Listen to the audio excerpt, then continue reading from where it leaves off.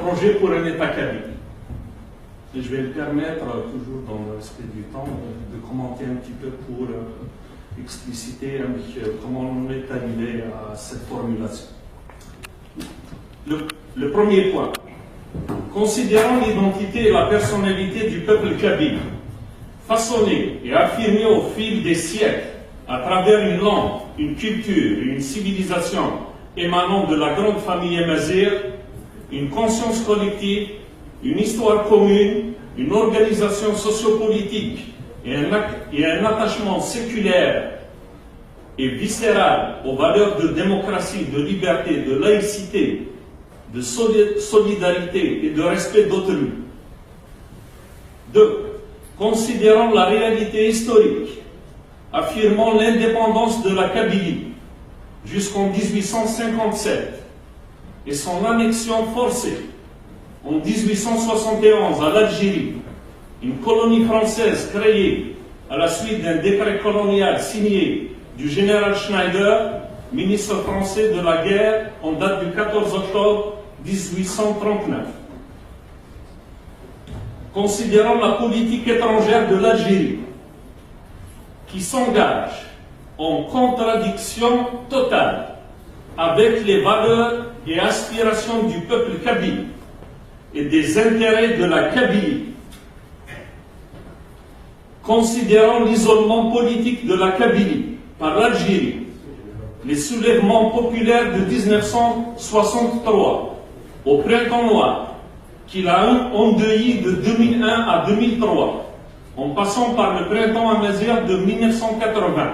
le Printemps de mai 1981, le boycott scolaire 1994-1995,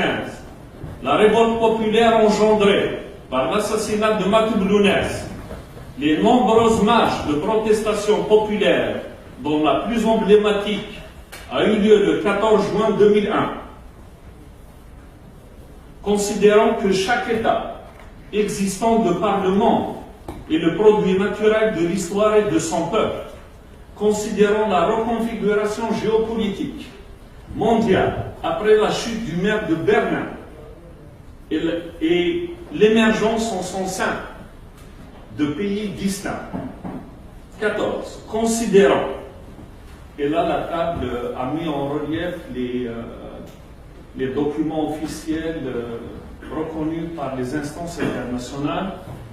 on va les nommer rapidement, considérant la Charte des Nations Unies, la Déclaration universelle des droits de l'homme, la Déclaration de Fribourg, le Pacte international relatif aux droits civiques politiques de 1966,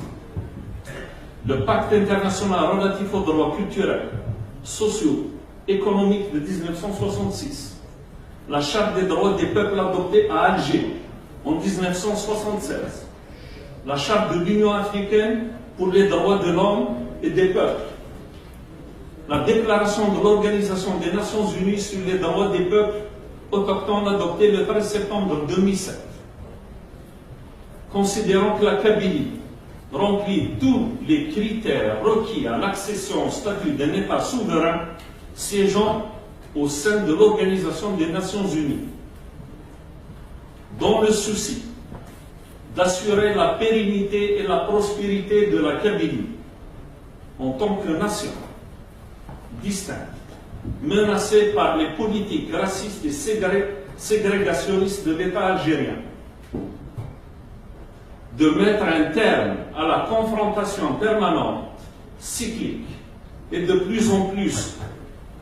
dramatique entre la Kabylie et le dit État de type colonial. Le peuple, chapitre 1, le peuple kabyle.